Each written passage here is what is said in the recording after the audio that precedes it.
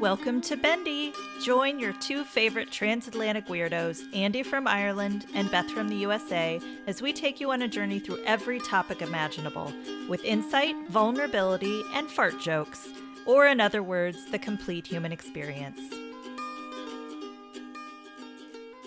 Hello, and welcome to Bendy, a podcast about being flexible in all of the ways that means. Thanks for joining us. My name is Andy Young, and I'm one of your competitive, tactical hosts. Joining me, as always, is our other competitive and tactical host, Beth Martin. Beth, a pleasure as always. How are you? I'm good. I know what the words mean this week. That's exciting. Yeah, it was hard to choose some that were particularly suited to board game, and I was like, competitive and tactical is fine. Uh-huh. And you know what's funny? I was like, oh, you just gave it away. But the episode title is up on the fucking website. So. Yeah, this is the thing. They all know, basically, going They already know. And we're like... We try to dance around it. We do. And now I feel like a fool. No, that's part of the fun as well. It's feeling like a fool. Yeah. All the emotions. Yeah, I'm good. Good? Yeah. So, do you want to know my crack? Yeah, what's your crack? My dog has conjunctivitis. Oh, no. She's pink eye. So she looks so evil. Like, you can't really see, the iris of the... Or, not the iris, but the white part of the eye very easily. Because, the iris of the dog is huge. Yeah. But, when she's looking for snacks... with her eyeballs, yeah. And it's it was so red that I was like, you look like I'm treating it obviously, and got the ointment, I got her to the vet and everything, but it's gross because I have to put it in and then I have to open and shut her little doggy eyeball. I've had to do that for Sasha before. It sucks. Yeah. So and then she's trying to wipe it off, and then she's licking it off her her little paws and. It's more, I've noticed whenever I've done it to Sasha, you drop this thing in her and she's like, what the fuck, dude? What did you do? Why did you do this to me? Yeah. You're just I'm trying to help you. I know. And I could tell she wasn't feeling well. And then the next day I was like, oh, something's happening here. And so I took her to the vet, and he was one of those vets that tells you way more than he should when there's a child in the room. So I brought my daughter, and he's like, there's this virus going around with all the dogs, and all these dogs are dying. And she's like, is our dog going to die? He's like, no, but we're all going to die someday. And I'm just like, oh my gosh. Wow. I know. He was great. And he was so good with the dog. He's he just basically crawled in the room and stayed on the floor the whole time while he was checking her out and examining her. That's awesome. But she also... We have palm trees here that have not coconuts. They have seeds that are maybe the size of a walnut, like a whole walnut. And she's been sneaking them inside and chewing on them. We'll be on a walk and she'll scoop one up and then walk with it. So I don't even know it's in her mouth. So and then I don't need to pant right now. I don't have anything. Yeah, I'm good. Just not. I don't feel like barking. Nope. Right now, yeah. Nope. Let's just get home. Yeah, and then she'll hide behind the couch and chew it. And I've been finding the husks, and I know she's doing it, and I find the seed. And so this vet, of course, was doing due diligence, and he looked in her mouth, and he's like, she has a cracked tooth. And I was like, okay, well, how much? $2,000 American dollars to pull a tooth. That's so madness. Do you remember when I was like, I pulled money out of retirement so we can pay our bills and da-da, and it's just when we start feeling we're kind of getting, it's we get a bill for $2,000 for something. Last year It was electricity. It never ends. No. The bills. Yeah, right? So that's the crack. That's the crack. My poor dog, man. Fun. Yeah. Poor dog is right. No. So with me, so it is also kind of animal related. We have a mouse in the house, and let's talk about that. So do I. Really? It came back. I let it go, and it came back. Apparently, you have to let them now. Who knows how true this is? You need to let them out of at least a mile and a half or something like that, or else they will find their way back. Because I remember, so before with my house, whenever I first bought the house, it was kind of not in poor shape, but it was like the kitchen was a bit of a mess. It was very out of date. Like all the kind of finishing on so much of the stuff was like poorly done. So there's lots of holes in the walls. So for a while, we had multiple mice in. We had rats in, which was not good. Yeah. So that that's when it was like we started patching these things up, but you can only do so good a job. Whenever I got a new kitchen put in, yeah, it was like seal up every hole, all of them, because I even had a frog in the house one time. And it's like, dudes, this is getting out of hand. If frogs aren't trying to get into your house, if frogs are getting in, then that's a problem. There are big gaps in security here, you know. Do you have a dog? Do you have a doggy door? No. Okay. I don't know how this mouse has got in, because like I haven't had a mouse for like 3-4 years. Like since the kitchen's been put in, it hasn't been a problem. So I don't know how he's made his way in. So it's a case of trying to figure out how he's got in and kind of. He's been sitting in the wall for years, just waiting. Plotting his revenge. I've seen him. I literally just before this podcast, I went to get myself a cup of tea, and he was there, and I was like, "You bastard!" And then he ran off. But he's a big boy. His name is You Bastard. His name is You Bastard. Yeah. He's a big boy for a mouse, so maybe he has been in the walls for a few years. Who knows? Mm-hmm. Mm-hmm. But so yeah, that's been fun. And something else I mentioned to Beth earlier, I had a part-time job, and I went into the job the other day. It's a 30-minute drive to my job, and I was told I'm no longer working there. And that it's anybody who works in any sort of workplace will be kind of familiar with this, but like basically management, there's like layers of management between you and the top brass and the people that are making these decisions. And that guy who made the decision knew a week ago and was supposed to call me and had just neglected to do so. And I was like, oh, great. Yeah. So you drove an hour round trip. An hour round trip. And there's a part of me like who that is pretty pissed off, and other people will be raging in that situation. But like there's also part of me who doesn't really want to do things. He's like, yes, free Sunday. I get to do nothing today. Keanu Reeves now has an Instagram account, and like he did something. He's really funny. He did something about like being an introvert, and like he's like, okay, I'm gonna make a phone call, and he's like, this is like pre-making the phone call. He's meditating. He's like taking a walk in the garden. Yeah. He's having a cup of tea. He's like talking to himself in the mirror, and then like makes the call, and it goes to answering machine. A voicemail. Nice. And he's just like, like you can see the joy. You can totally see in how he interacts and he does interviews. You can see that he's an introvert. I don't think he's crazy about that side of things. Like whenever they were promoting the most recent Bill and Ted film, like him and Alex Winter were getting interviewed together, and Alex Winter was definitely better at it than him, and like has they talk less about experience. He's got less. Yeah, he's got far less experience, but like he's clearly not as much of an introvert as Keanu is, and like they were talking about like how they still got they remained friends from the first two Bill and Ted movies, and they could go and get dinner, and people are just like, oh, it's Bill and Ted eating dinner together, and like Alex Winter was always the more vocal of the two. He would always be better prepared for like strangers just coming up to them. There's just like all these memes about how we don't deserve Keanu. No, and I'm like, he's the best. Like, yeah. And like so much stuff comes out about him that like you don't find it till years later. Like I can't remember what it was. He donates a lot of money.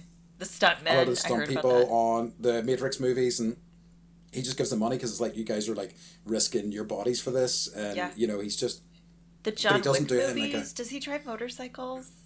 He doesn't. Okay, he bought all of his stunt crew their own motorcycle. I heard this. Yeah. And like he donates money, and then like anonymously, and then someone leaks that information that he's like, I think his sister had leukemia, and so like he's that hospital he donated money to, like the Leukemia Foundation, all that kind of stuff. I'm just he is he's an aspirational celebrity. He's the sort of celebrity all celebrities should be. But like he just seems like a good dude, and that feels rare. Yeah, sadly, it like feels good that there is a good dude in the world. Yes. And I feel that about you too. So thanks. you're like, Thank you. yeah, right. I just need the Matrix to launch me properly. That's it. That's Maybe it. The podcast is. Maybe. The Here podcast's you my go. the Matrix. Right. Okay, sweet, perfect. No, but yeah. Keanu's consistently a lovely dude, which is great. I know.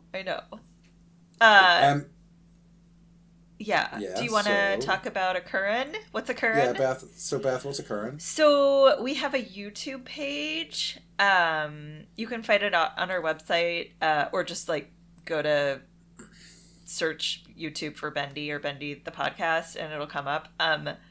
We you can listen to our episodes on that platform.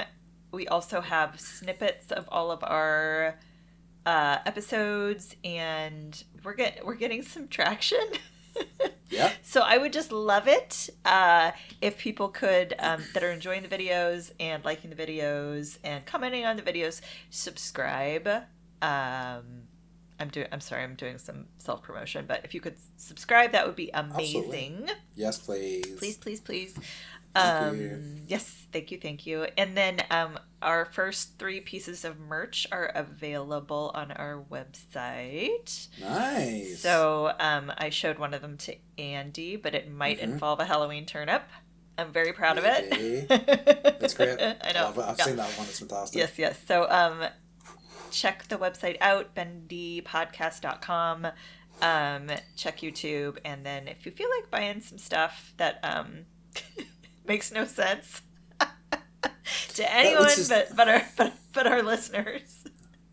Which to me is the very, very best kind of t-shirts and things like that. The ones that make no sense whatsoever. Nearly like, all my t-shirts are like that. Sometimes, yeah, it's like if you know, you know. Hashtag. Yes. I'm not going to do the acronym because that's too long.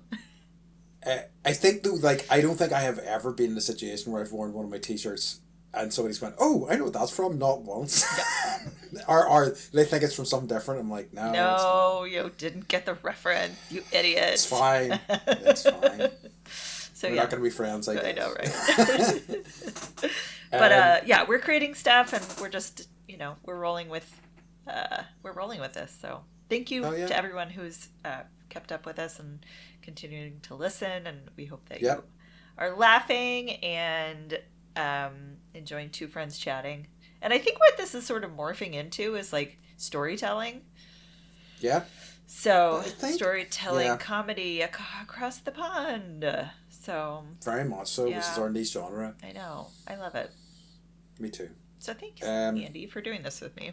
Yeah, and thanks to you too. Yeah. Just friggin' Beth and I just shaking our hands across the don't we rule? I was like, yeah, we do. What about you? So my occurrence is that I recently got some feedback on audio side of things from people who've done a bit of audio engineering, and it's been useful stuff, I think. And certainly my aim is to kind of keep improving the audio quality of the podcast, sort of going forwards.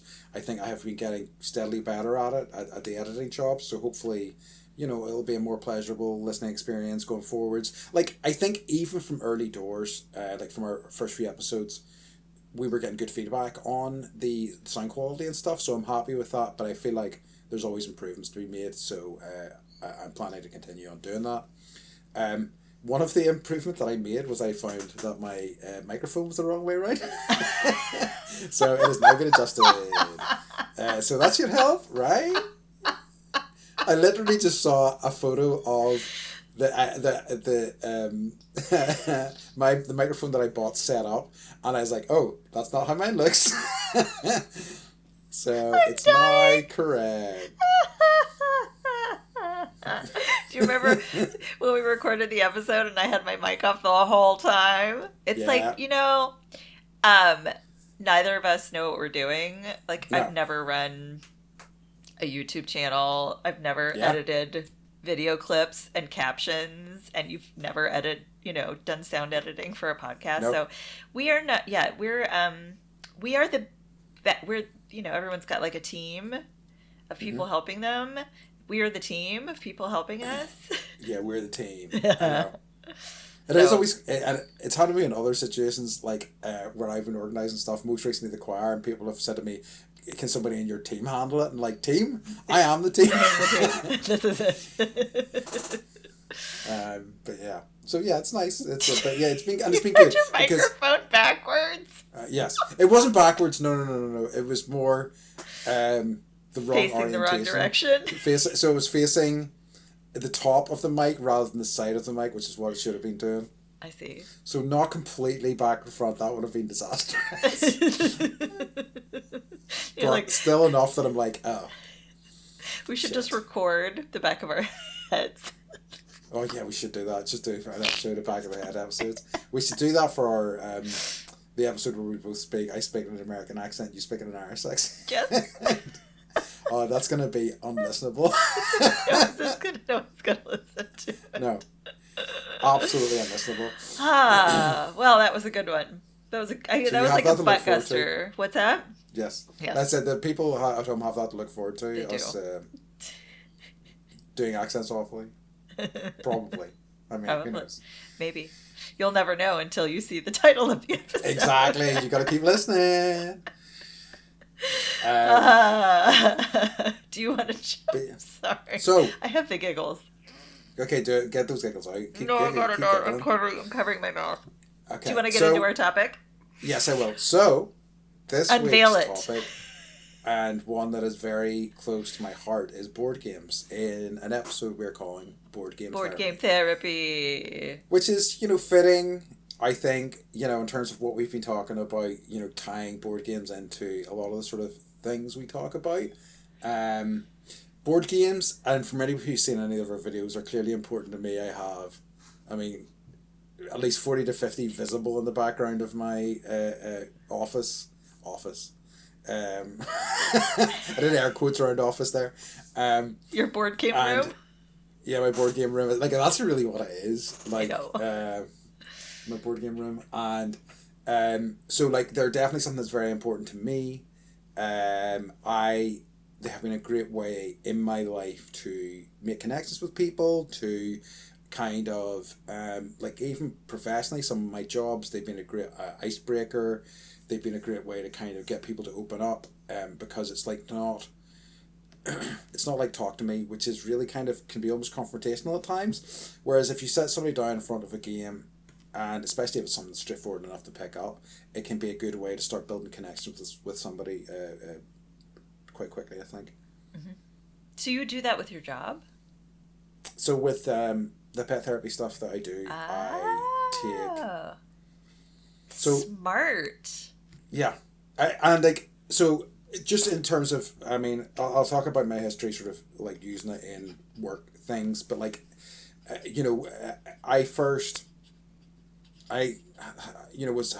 played board games a lot when I was younger, but the usual suspects like Monopoly and Life. So we call Cluedo. I think I told you this before. You did, and I was like, that's wrong. What? Yeah, so Cluedo, things like that, right? Just those ones, the Are they named like Colonel Mustard and? Yeah. Okay. I think it's identical. It's just it's Mr. for White, whatever reason Clue and Cluedo. Scarlet. Okay. Who knows? Yeah, exactly. So then like, and I probably played a few other things here and there in my 20s, but it's only when I went to Taiwan in particular, because I did 2 years in Taiwan. First year in Taiwan, very difficult in terms of I really struggled to like make friends and things. I just didn't know. I was like a guy in my 30s. I didn't really have any colleagues that I could befriend, really. There was some people I talked to a bit, but nobody I was super close with. And I was like, oh no, what I do. So I'd always kind of wanted to get into board games more. I wanted to learn more about what was out there, and I had friends who were starting to like dip their toes a bit more into it back home. So I found this group of board gamers in Taiwan, and like I made contact with them, and I kind of opened up my experience there. I made some friends. I was actually friends of my own. I was able to like go and do things with people, and like they were such a they had such a kind of wide range of tastes that I got to experience so many different types of games, the stuff that I liked, stuff that I didn't like. So it was a really kind of lovely experience. But like off the back of that, I started taking games into schools, into like, because I would be like, whenever I was in Taiwan, I was doing ESL, so teaching students of, I think mostly up to about 13, 14 was my oldest student, English. So what I would do is I would have a class and we'd go through our work stuff and say, look, at the end we can play a game. And I had a few that always worked quite well. I tried some stuff that didn't work out so well, but by and large, there was some that they really loved to play, and it was like, if we're playing it, we're speaking in English. So like, it was a way to kind of, get them interacted, like, and it worked pretty well. It's like when you don't focus on something and you're trying to learn it, right? It becomes like natural. Yeah. Second nature, whatever. Exactly. Yeah. And then recently doing the pet therapy, like, it's a lot of students who are maybe like anxiety, depression. So obviously I'm there with Sasha. If kids want, they can just go over and give her a cuddle and they don't have to talk. But I have games there. We play games. Like, some of the students who like didn't say a word at first are just like now, like, months later, like, just speaking so much. There was one student in one of my classes who really didn't speak at all. She always wanted to come back. She enjoyed being there, but she just didn't want to speak. And like, I would hear like 2 words from her on a good class. In just before Christmas there, she started talking to me a little bit more. She started talking to me about like playing the Walking Dead game on her like iPad with her mum, and how her mum doesn't want her to watch the show just yet because it's too violent. And I finally got her to play a game of cards with us all because she just wouldn't. And I was like, yes, just nice and slowly, kind of like just creating a safe space for them, which I think depending on the people, board gaming can be a nice sort of welcoming environment. We're just having a bit of fun, can really kind of help people come out of their shell a bit more, So yeah. What's your experience with board gaming? Or sorry, did you have follow-up questions to that? No, I can talk about my experience with board gaming. And I think, do video games kind of count? Nah, I think we can maybe do a separate episode of video games. Okay.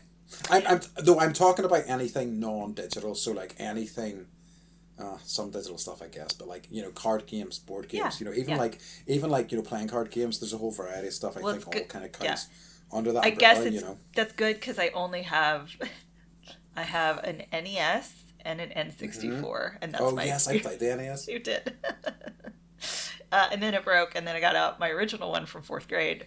Nice. I have to wedge a piece of cardboard in to get the game to play. I've had that. Yep. So yeah, like, as a kid, normal, like, Monopoly Life, Clue, Scrabble, chess. Yep. Just the usual games. And then I was a teacher's assistant for like 6 years in high school and in college. And so this is going to be terrible. This shows the difference between you and I. So it was my job to play with children, right? Like Guess Who and all these, Battleship and all these games. But I would play as an adult. Not an adult playing with a child, right? Oh, so you're like, I'm going to destroy this. I'm going to destroy this. And this is like, I'm going to annihilate whoever is sitting on the other side of the table. Sure. So I always won. It was really great for my ego. You're like, boom, I suck your battleship. Again, boom. Flip the table, yeah. I love it. Horrible. I mean, it's an important lesson for them to learn, at an early age. It is. Yeah, you're not going to win everything. No, not at all. Big people have all the power. It's horrible. It's horrible. That is true. Yeah. I just, same at tetherball, whatever. Would you have played then stuff when you were younger with your like parents or something like that? Would they have? A lot of card games. Like, my dad taught me how to like gambling games like blackjack. Yeah. Or 21, depending on what you call it. Like War. Played a lot of War. Do you ever play War? No, I don't think I know that. Okay, it's just like deck of cards, and whoever gets the highest, you take those cards, and then if you have I'm not going to get into the rules. It's kind of boring.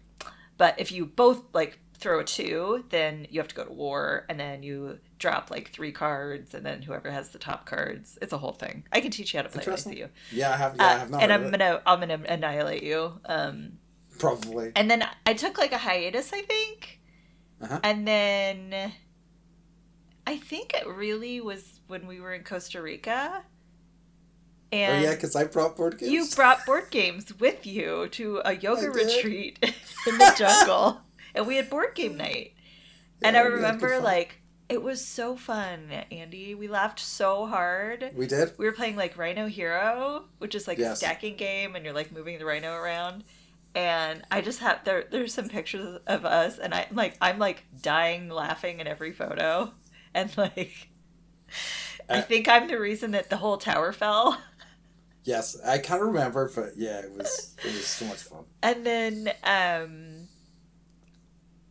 now we've got kids that like that's become a way for us, yeah, so now basically like I'm reliving my childhood, but I'm on the other side of it. So Yeah. we play, um when you visited, was it last year, we went to the Yeah. game store when all the ladies fell in love with you, and Oh yeah. he's got an Irish accent. We're following you around, this Irish I, man, right, at yeah. like a gamer store. Yeah, it's true. um And also, when I was pregnant, Mike and I played a lot of board games because I couldn't Nice. drink, I couldn't, like, Yep. so we played a lot of, he doesn't like competitive games. He Sure. likes games that you can do Co-op together, stuff. Yep. cooperative games. So we played a lot of those, like, more cooperative style games, Nice. that were pretty fun. So, but yeah, Yeah, that's awesome. I'm all about the board games. I think, yeah, like I think, I mean, I don't. Again, it's a generalization, but I think the sort of like people in the U.S. seem to be more literate. Like you'll find a lot of people over here who know Monopoly or know, like Clue or Cluedo, and that's about it, really. You know, There and like, are ones that like everyone plays as a child. There's like yeah, 10 probably, 15, where it's just like yeah, you're born knowing how to play them.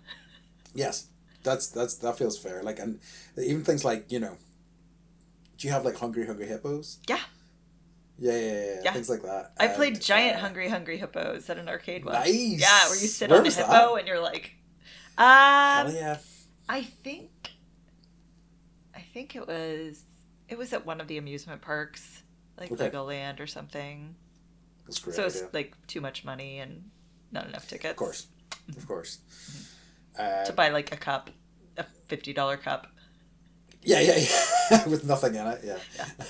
yeah. yeah. Yeah, yeah, so I think that, like, as I say, it just feels, I mean, it's certainly been my experience. Like, I don't know if you heard of Settlers or Catan. Hmm. Settlers It's of Catan, big yeah, so here it's huge. And it's such a massive one. And it's, like, I mean, that game's what, nearly, it's got to be at least 20, 30 years old now. with all the And expansion packs, like yeah, different it, like worlds and all of it. Like it's kind of like how Lego was like, oh, we'll just like give you directions to build something cool instead of just yep. like buying like an assortment of Legos. And like Genius. it's probably like, in terms of me, like I prefer, like, I, a lot of people seem to like find a game and then love a game, and I totally respect that, but I kind of want to like see different games all the time, and I want to like find different sort of, variations or different sort of rule sets mixed together, or different sort of game types mixed together, and kind of see how they work. I'm always kind of want to evolve with the hobby, but again, I think that, like, the difference in that regard, and that's something I wanted to get to, is that, like, I when it comes to board gaming, I'm not really that competitive. I don't really care. I mean, That was it's one of my nice to win, questions. Uh-huh. but I don't care if I do. Like, I think in video games, it's a little bit different. I definitely think I'm more competitive there. I think I'm probably better at them, honestly. Like, certainly the online stuff, when I was younger, I used to be pretty decent. So, like, but at the same time, that also ruined video games for me, because I was like, if I did poorly, I would be angry. And I'm like, this is not healthy. Like, this is my downtime, and I'm like, no, Yeah. no. It's like, this isn't good. So I Screaming at don't the really mouse. get. You Yes, bastard! yeah. Why did you let me nice? You made me miss that shot. Um, so I think that like board games are definitely better for me in that regard because I just enjoy the experience more and I enjoy learning a new thing and figuring out how it works and how all the kind of pieces fit together. You know. I think I'm I think I'm competitive, but I also am happy when other people win, if that makes Mm. sense. Like there are Yes. people that like if they don't win, it kind of like ruins their day or whatever, and Yeah. I'm not like that at all. No. Like take it seriously like hardly at all, and it's more fun to, you know, the banter, is kind of what I Exactly. enjoy. Like you're gonna lose, or Yeah. you suck. Haha, I got the. It's and I think that's such an important part of it. I think that's one of the things that I really love about it is I feel like you find out things about people by playing games with them that you just don't find out otherwise. I think you may do over time, but I think it gets to like the meat of a person faster. You really can understand how they tick in a lot of ways, and depending on what the game is, a lot of ways, and I think there's something really nice about that. Like, for me who maybe struggles to, socially, like I wouldn't really go up and start a conversation with somebody, but like, I I'll probably need to background this a little bit as well. I'm So learning so much about you. I love it. so Background and all, baby. some of this. So I have been to a board game convention. I've been to a few different board game conventions, and the one that I've been to multiple times is in Essen in Germany.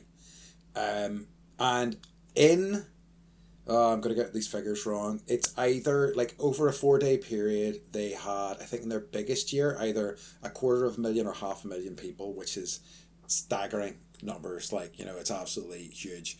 And because of the nature of that fair, and because like at that fair there's like hundreds, if not close to 1,000 games released at that fair, so people come from all over the world to visit it. Whoa. It's I didn't know awesome. that. And one, I think either the first trip or the second trip out, some of the guys I was with were wanting like to have a lie in the next day, but I'm such an early riser, and I'm like, I don't really want to stick around. Lion I just means want to, sleep in? yeah, sleep in, yeah. Okay. And I was like, I just want to go in. I just want to, because I'm really enjoying this. I'm really enjoying the atmosphere, and I just like sat down at a table, and I think there was a French person there, a Brazilian person, and I think a German, and so the language that you all shared was English, and we played a game, and we had good fun, and we just went from table to table, and like we did like 3 or 4 different games together, until the rest of my friends turned up, and it was like, what a lovely way to get to know these people Have from a all over the complete world. international experience Yeah, and make and I friends. very much so, and I think that really sort of speaks for me one of the big strengths of board gaming in terms of like how it's almost like a shared language, and like I think there's a lot to be said for complex games, but games that really don't require language as such, you can be playing with somebody and that's how you're communicating with them, and which I think is really kind of quite beautiful. Can I ask you a question? Mm-hmm. Like, when did you know in your life, like, I love board games, or like, was there a moment, or was it just like, was there a game, or was it just like, this is my life and it's awesome and I love, like, board Um, games are just part of it?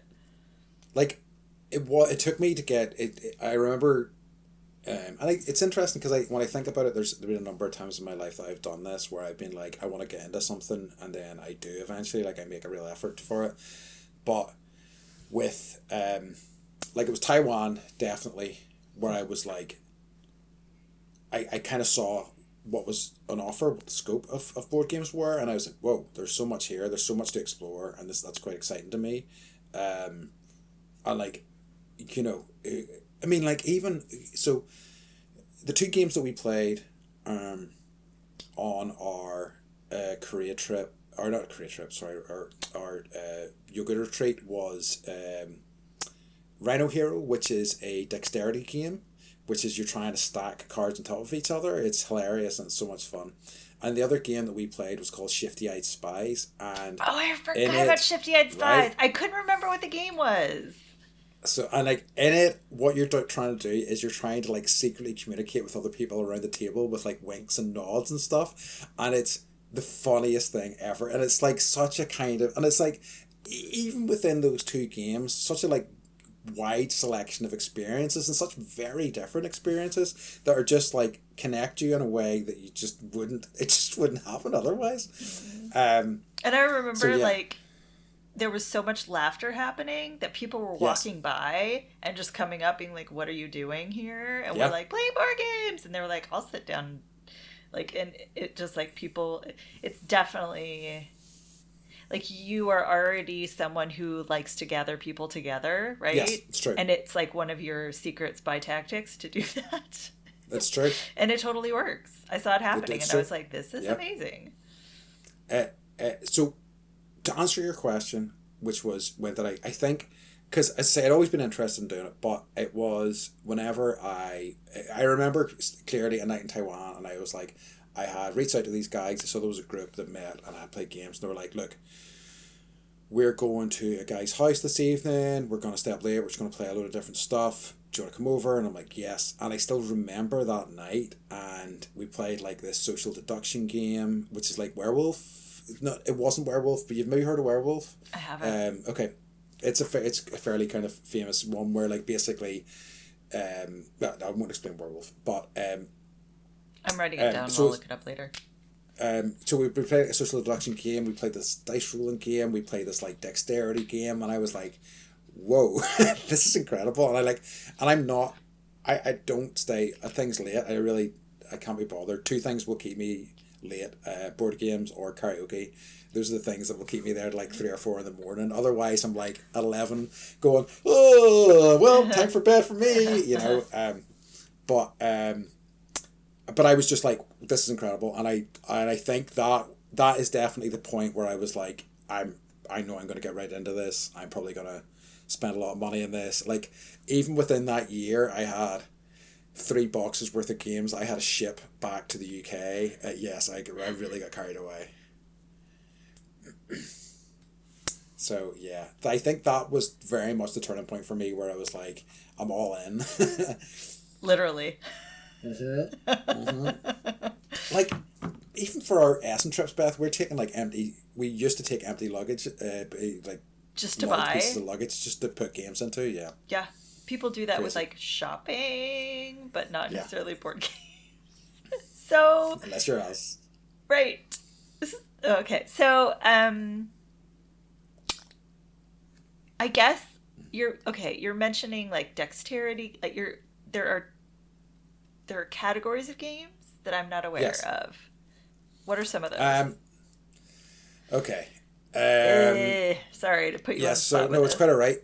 No, I think I'll talk about it vaguely because you can really get into the weeds in this stuff. But dexterity games are a variety of stuff. So I would say Rhino Hero is a dexterity game. Like Jenga would be dexterity. Yes, exactly. Okay. It's a very good example of a dexterity game.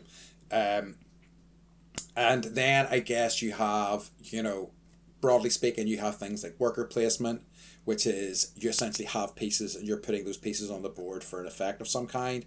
You have things which are very popular. Would that be like Settlers of Catan? Yeah. I think Settlers is kind of worker placement. It's an early worker placement, I guess. Yes, it kind of is. Okay. It's negotiation, I guess. And anyway, I guess this is why I'm going to try to keep this short. Okay. Then you've got things like deck builders, which is a relatively recent phenomenon. Like, it's about 15, 20 years old, which is not that which is still pretty young in board game terms, where you're like, you've got a deck of cards, you're adding cards to that deck to make that deck better, to play that the deck, and you kind of do things with that. So yeah, there's such a wide scope of stuff, like it's crazy. There's even like there's a game type called Euros, so European types, and they're seen as heavy and kind of like thinky. There's also, and please don't take offense, there's a section of games called Ameritrash, which are very Ameritrash. I was only joking. I knew you wouldn't care. Ameritrash are like games with high production values, but the mechanics tend to not be great. Which is, it's kind of insulting for some of them because some of them are actually quite good and actually quite well put together. But those are kind of the big sort of sweeping generalizations, you know. I'm gonna get so many corrections in this episode from people. All the gamers I guarantee, Andy. Right, we need to take you to task on this. But it's just there is. It's truly hard to imagine how big the scope is. Like I still discover stuff where I'm like, wow, okay, this is cool. I hadn't even considered that this would be an option right now. You know, it's great. It's just such an I think, you know, for something that is considered to be a nerdy hobby, I think it's quite exciting, and it's got such a wide range of stuff, and I think it is, in its essence, like way more social than people realize. You know. How do you become a board game designer? You just make a game. Why did you do that? Like so, have you done this? We started to, and it never came to anything. We got quite far along. I was going to see if I even have. Oh my god. Haha, I do. He's got like a... So like these are some of the cards that we made and stuff. Closing right bell. Oh my gosh. So we had put together something. He just showed me like a little box and a card, just for those listening. Yeah, I did. We'll but like you had it right there. I did have almost it right like there. I was going to ask that question. I know. Yeah, no, I didn't realize it was there. I'm actually surprised it was close to hand, but it's hard, and like here's the problem with a lot of games is that to construct games in an interesting way, you have to be quite math focused because you know you have to like have a satisfying sort of oh god, I'm not going to be able to talk about this in a proper way, but like I think you know certain ratios make things more satisfying to play basically. Yeah. So you have to have an understanding of that, and you have to kind of build that in. So it's quite hard to build a game that has that satisfying kind of loop. So I think that's where the problems come. But like people try it all the time, but it's like it is very much like a lot of these kind of nerdy pursuits. So like, you know, one of the things I want to do is like write comics. I will not if I start writing comics and I become top of my game, I will not make very much money at all because that is not, and it's the same with board games. It's like there are at that festival I told you about like close to 1,000 games, if not more, released at that festival. That's you really need to be special. Flooded market. To stand out, you know, it's very difficult to, and like games gain traction in a way that you maybe wouldn't expect, you know, for different reasons. So it's a tough place to really kind of make your mark. Mm-hmm. Okay, so you're on a no, go on. desert island. It's deserted, and you have a number of people with you. I'm not going to limit that. You have 3 games to pick from to take with you or whatever scenario. I'm not setting this up well. No, I understand. My desert island board games. Yes. So I have one called Bahansa, which no, sorry. You know what? Wait. I've been getting this name wrong for so long. It's called Bonanza. It's just spelled. It's got an H in it, and for whatever reason that makes me pronounce it Bohanza. I don't know. Anyway, it's incredible. What I love about it, and one of the things I think that is why it's so interesting is that everybody's engaged all the time. Like one of the big problems I have with a lot of games is that like in downtime between your turns, you've got nothing to do. Whereas everybody's always engaged at all times, and it's like a negotiation sort of game. And I think the deals and stuff that are made and the interaction that goes along with that is really, really, really, really good fun. So that's one. This is gonna be a tough one for me. Do you have any that you would take in that scenario while I have a think and a look? Yeah. Chess. What do you have? What do you got? Chess. I love playing chess. Seriously. So just 3 chessboards in case they get worn out. I know, right? Cards Against Humanity. Yeah. Where we actually cross. I think, did we play this when you came? I've played Cards Against Humanity. With us? No. Because we cross them out and write even worse things. Well, They're so bad that I cannot repeat them. So do you know Apples to Apples? It was the kind of so it was the kind of progenitor is the one the version of that you can actually play with your kids basically. Yeah. So I remember because I'd played Apples to Apples first, and like with a group of adults that game can be kind of perverse and sick. Whenever Cards Against Humanity came along, I was just like, it's just easier. Apples to Apples, you know. Yeah. So I think that in terms of like overall benefit, the laughter aspect, like yes. the joy I get is watching my friend and Mike play together. I call them the gross twins, and they just sit there and like cross things out and then like throw a card down and like make each other cry laugh. And like my cry laughing is one of my favorite things to see ever. I have to see that. It's so good. It's so good. You'll see. And then I would say my other one would be Sushi Go, which you bought for our family. Yeah, at the game store. Yeah, I'm glad you like it. Yeah, it's when everyone was trying to take you away and put you in a van. It's just easy. Like the kids, it's like cute. It's kind. The kids love to play it, and I love sushi just in general. Yeah. So, and you know, it's a gift from you. So those would be my top three. Yeah. No, good. One of yours made it. Yes, I'll take it. I think the other ones that the ones that occur to me immediately. There's one called Toluva that I love. It's like a tile placing game, but it's like a volcanic island, so you're kind of building up this sort of structure. It's just one of these things that I love the game. It's so much fun, but it's beautiful to look at once once you're finished with it. And I really kind of like that aspect of it. I think as well, and it's going to be a really basic option. Is I really love Ticket to Ride, which is like you may have even heard of that one. It's pretty famous. It's seen as like so there's a certain subsection of games that are called gateway games that you'd like gateway drug type of thing that are seen as like if you're introducing people to the hobby, these are the games that you should get them to play.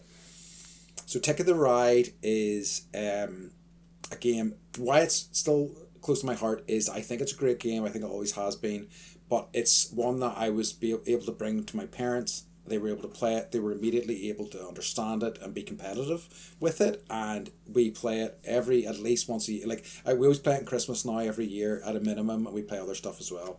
And it's always great fun. Like just kind of, you know, whenever you like take somebody else's route and it's like, oh, you bugger, you've taken my route.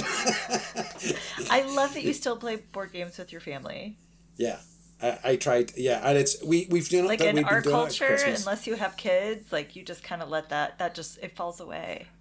It's a shame. That's a shame, I think, because I think it's just a nice time. Because like so many people are like, oh, I don't have anything to talk about with my like parents, and it's like, well, play a game with them or something. And you're like, something. Look at my wall. Yeah, dude. You know, like we even took my folks out to play mini golf recently, just as something we could do together, and they had a blast. You know, so it was.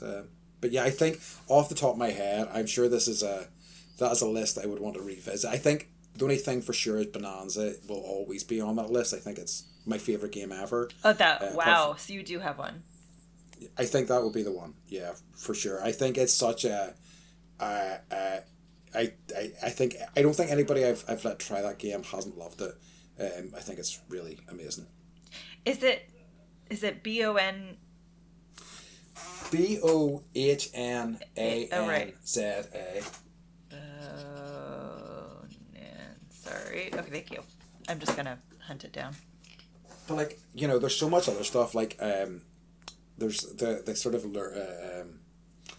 there's a series of games called Timeline that I think are really great, and they really kind of work well with kids. It's like basically you have one that's like music, or you have one that's British history or whatever, and within the 10 there are cards. On one side it's an image of something that happened in history, and on the other side the same image but with a date on, with a year on it, and you basically have to set stuff up in line when you think like it happened. Yeah, exactly. It's great. It's really good fun. Huh. And it's a good one that you can kind of like say it's a bit educational as well. Like whenever I was trying to like first like introduce the idea of playing games to schools and stuff like that, and they're a bit kind of like games, you know, it's like, oh, it's educational, it's history and things like that, you know. And the kids like really like it too, so. Do you ever cheat? No. And that's a hard no for me. I just don't. Okay. It's just not. I don't see the point, really. I know people that do a lot, and there's certain games when I kind of get it, and it's okay. Like there are some of those like social deduction games I think I told you about, where it's all about lying and stuff like that. I think it's all that's part of the part of it. Right.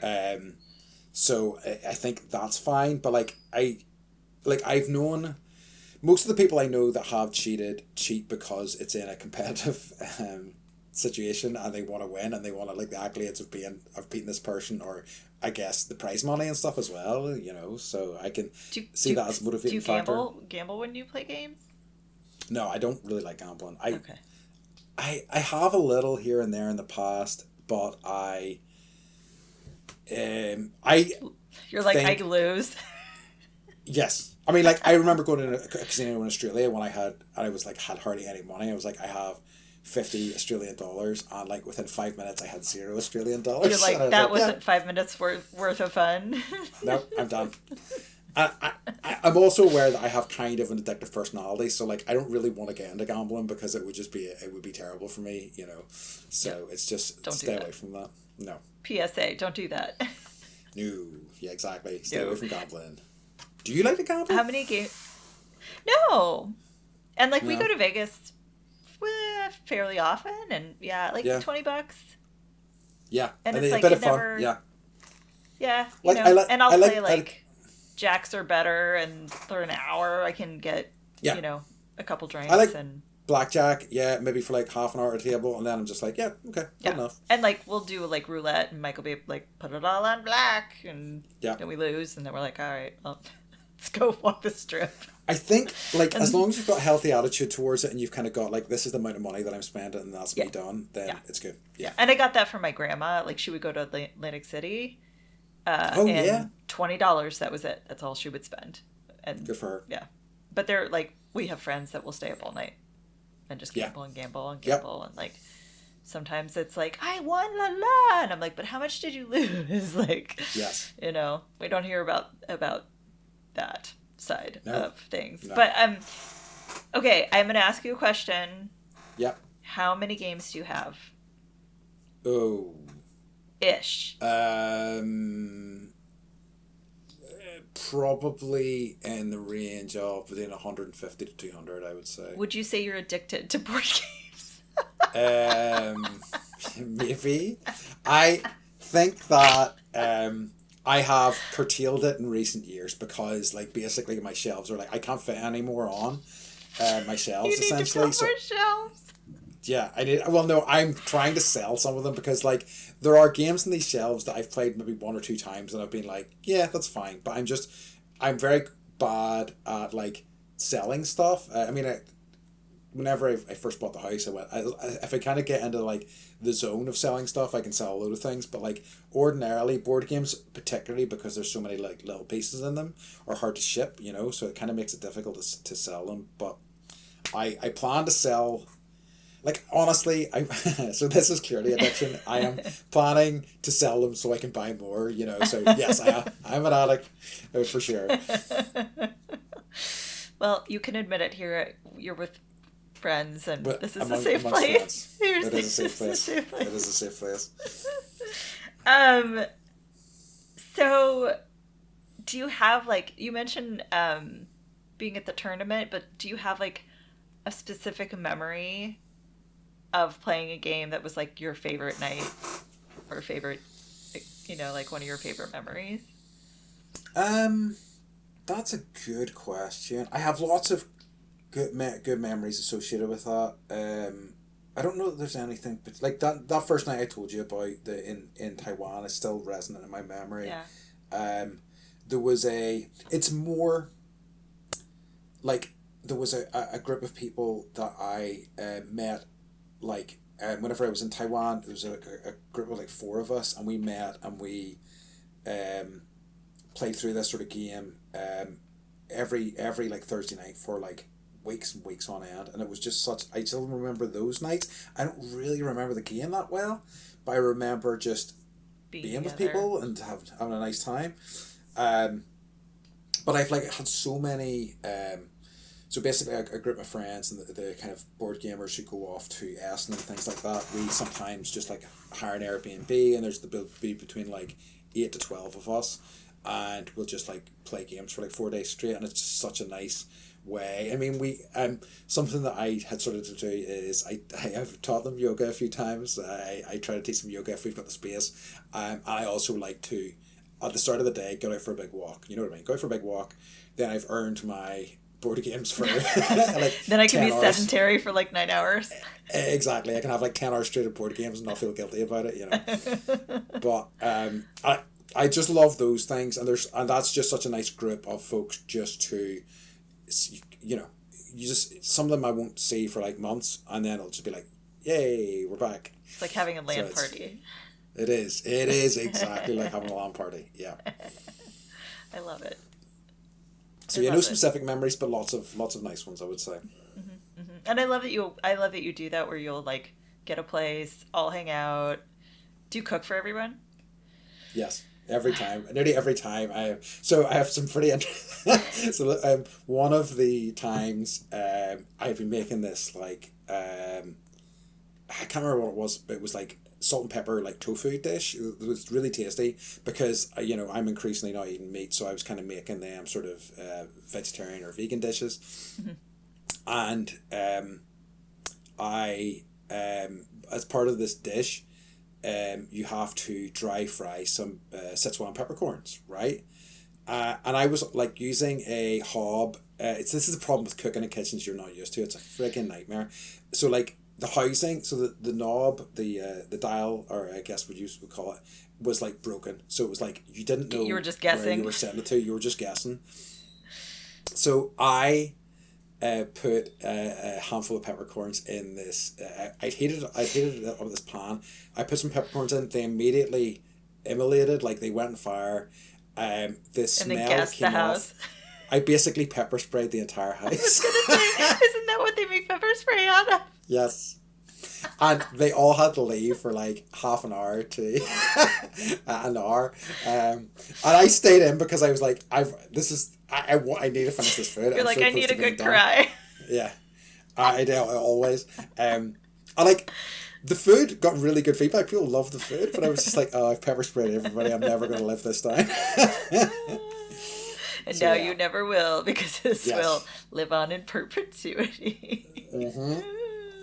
But I'm normally asked to cook, and I always do love cooking because it's always an excuse to try something, and it's nice too. I make things too hard for myself, so this year I think I'm gonna just make some like jackfruit burritos, and they can be ready, and I just need to take them up, and we can just have them. Yeah, you can't go wrong with burritos. No, and I've been experimenting with jackfruit a wee bit, and I think it would make. I didn't like it at first, but I think it'll make a really kind of good filling for those sorts of things. Very good. So yeah. Thank you for letting me know your menu. This episode's been a real interview, Andy. I know, right? About board games. It wasn't my intention whenever I set this up. But it was for me. Okay, that's fair enough. Okay, I'm okay with that. Okay. Do you have anything else you would like to add? Games we want to plug to get as sponsors? Oh, or companies? I mean, it would be tough to get sponsors from any gamers. They've got no money whatsoever. No, I don't think so. I'd like to like lift up, maybe individual games and designers, but not the companies themselves. No, I think what we're lifting up is like the idea of like gaming as a way to spend time. Build community. Mm-hmm. Yes, very much. Which is kind of like what we do. It's true. Yeah, fits in with our ethos for sure. Yes. I don't think so. I'm just looking through. No, I think I've kind of asked you everything that I wanted to ask you. Do you want to talk about Your favorite topic ever. What's It's bringing joy. me joy? It's time for joy time. Yeah. Oh, Lord. Sorry, just saying that at you. Have something like this. I know. It's like, do you remember at the start you were like dreading this question more than me, and now it's the tables have turned. I hope you're pleased with yourself. I am so pleased. Do you notice like my energy level rises at the end, and you are like crossing your arms and getting small. Do you want to go first? Do you want me to go first? If you can go first, please. Okay. Yeah, I know I have something, but it's not right there. Okay, so do you have Hulu in your country? Well, okay, so we're aware of it. Yeah. Okay, well, somewhere maybe you'll be able to watch this. It's a movie that just came out called Self-Reliance. Mm-hmm. It's so good. I'm gonna just give you like the gist, but not the ending. This guy is walking on the street, and Andy Samberg drives up in a limo, and it's like, did you see it? I've seen the trailer for this. Okay, it's so good. It's so good. And he's like, do you want to like play this dark web game where you have 30 days and you have to stay alive and people are going to hunt you? And he's like, but you know, the loophole is you have to be like, you can have people around you within like arm's reach or whatever. Mm-hmm. And if you have someone around you, no one can try and kill you. 'Cause like we can only kill you, but not other people. And so this guy's like, okay, like my life is boring, so I'll totally do this. And then he's trying to like convince his family to stay within like reach. He can't go to the bathroom alone. No, like he can't walk in the street alone. He hires a homeless man to walk with him and like guard him. And then like he tries to find someone else who's playing the game. And like it's just this, it's such an interesting idea, and just the way it plays out. But you start, because it's so unbelievable that you start to not believe it's actually happening, and it's like the movie Brazil, where you're like, is this in his head or is this actually happening? Okay. And I'm not going to tell you the ending. Okay. But it's worth watching. And I watched it twice. I might watch it too, yeah. So highly recommend it. Totally brought me joy. I think we get Hulu stuff on Disney Plus over here, so hopefully arrive on there soon enough. Yeah. Because the guy, I've seen the trailer for it because Jake Johnson, the main guy, is somebody I like. He directed it too. He directed it? Wow, fantastic. I didn't know that. Okay. He might have written it too. Someone's going to correct me on that. Okay. But someone wrote it. It might have been him. Or someone else. Don't know. Yeah. Some guy. Some guy. Probably. So, I guess, the thing that's been bringing me joy over the past week is that, and it's something I try to do, and it's not a resolution, is that in the new year I try to be better at, like, organising things and seeing friends. So I've really made an effort to kind of, like, set things up over the next month or two that I'm really kind of quite looking forward to. So some, like, as is fitting this episode, some board game nights with some friends. But even like, I really kind of want to. I've been missing live music, so I'm making an effort to kind of book gigs and things like that in the next wee while. So that's really kind of been bringing me joy and just giving me things to look forward to. So that has been great. So yeah. Good. So yeah, that's been bringing me joy. Okay. Hooray! I found something. Hooray! Hooray! Okie dokie, folks. So I think we are ready to wrap up. Yes. So as always, we would like to remind you to stay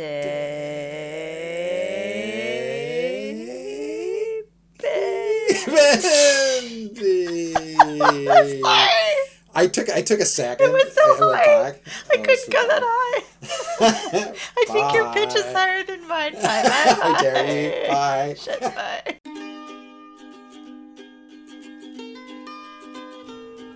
Thank you for listening to Bendy, a Beth and Andy podcast. We love having you here with us each week, so keep those ideas and feedback coming. If you haven't already, please follow and subscribe to Bendy on Spotify, Apple Podcasts, Amazon, and YouTube. You can listen to all of our episodes, access our YouTube videos, and subscribe to our Patreon page at bendypodcast.com. Next week, we talk about board game therapy and why playing games can actually have super beneficial effects. Don't forget to subscribe and follow us to stay up to date. And thanks for being here with us. You always have a friend with Bendy.